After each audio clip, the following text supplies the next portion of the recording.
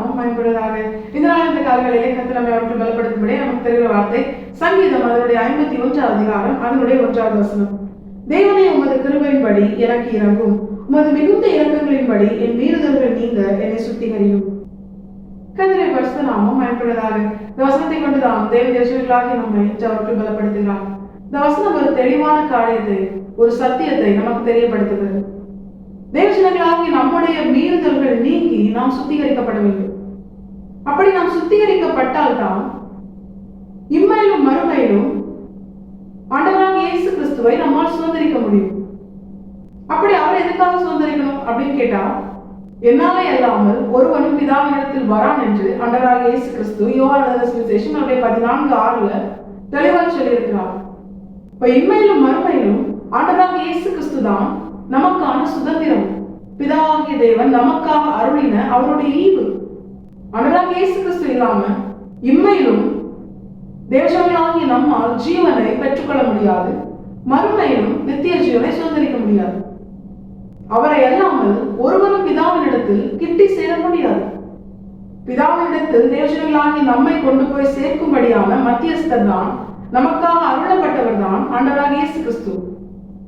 அவரை சுதந்திரிக்கணும்னா தேவஜனங்களாகி நாம் சுத்திகரிக்கப்படணும். நம்முடைய மீறுதல்கள் நீங்க நாம் சுத்திகரிக்கப்படணும். அப்படி நாம் சுத்திகரிக்கப்படும் பொழுது நம்முடைய வாழ்க்கையில என்னென்ன காரியங்கள் செய்யப்படுகிறது தெரியுமா? இதனுடைய 2வது வசனம் அதை தெளிவாக சொல்கிறது. என் அக்கிரமம் நீங்க என்னை முற்றிலும் கழுவி என் பாவம் வர என்னை சுத்திகரியும். தேவஜனங்களாகி நம்முடைய வாழ்க்கையில மீறுதல்கள் நீக்கப்படவும், நம்முடைய வாழ்க்கை பாவம் இல்லாத ஒரு வாழ்க்கையாக மாறவும் தேவஜனங்களாகி நாம் நிச்சயமாய் சுத்திகரிக்கப்படணும். அப்படி என்னை உங்களை சுத்திகரிக்கதான் ஆண்டவராகிய இயேசு கிறிஸ்து தம்முடைய கடைசி சொட்டு ரத்தம் வரைக்கும் நமக்காக தந்தார். தேவஜனங்களாகி நாம் சுத்திகரிக்கப்படுவதும் ஆண்டவராகிய இயேசு கிறிஸ்துவை சுதந்திரித்துக் கொள்வதும் மிக மிக அவசியம். இந்த காரியம் நம்முடைய வாழ்க்கையில் எப்படி நடக்குது தெரியுமா? இந்த 1வது வசனம் அதை தெளிவாக சொல்கிறது.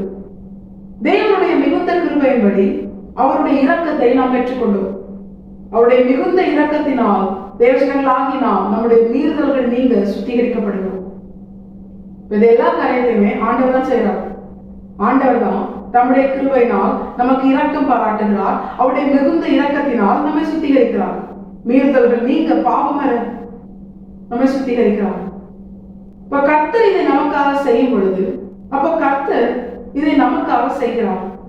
அப்படி கர்த்தரை இதை நமக்காக செய்யும் பொழுது அவர் நம்மிடத்தில் எதிர்பார்க்கிற காரியம் என்ன?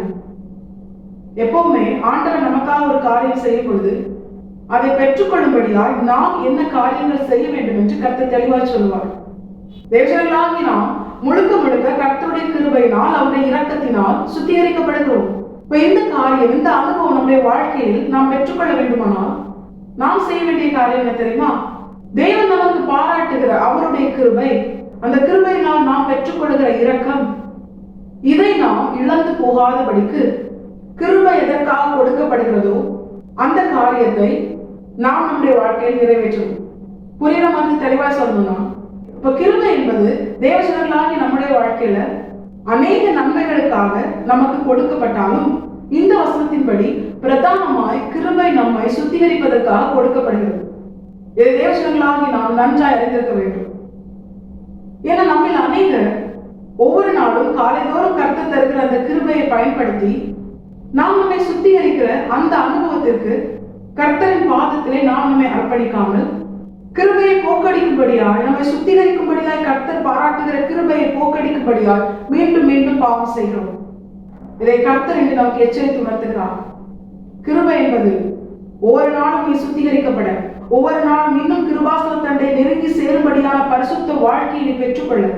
ஆனா இன்று அநேகர் இந்த கடைசி காலத்துல துணிகரமாய் தன்னை சுத்திகரிக்க தேவன் பாராட்டுகிற கிருபையை போக்கடிக்க அவர்கள் மீண்டும் மீண்டும் பாவம் செய்கிறார்கள். இது கர்த்தரை கோபப்படுத்துகிற ஒரு காரியம்.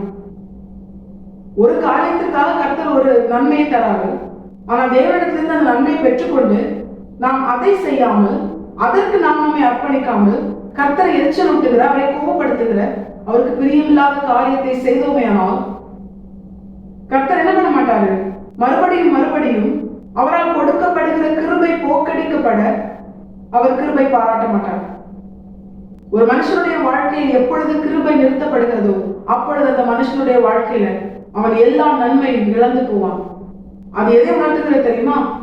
அது உலக பிரகாரமான நன்மை மட்டுமல்ல, அவனுடைய ஆவிக்குரிய வாழ்க்கையில அவனுடைய ஆத்துமா என்கிற அந்த மேலான ஒரு நன்மையை அவன் இழந்து போவான்.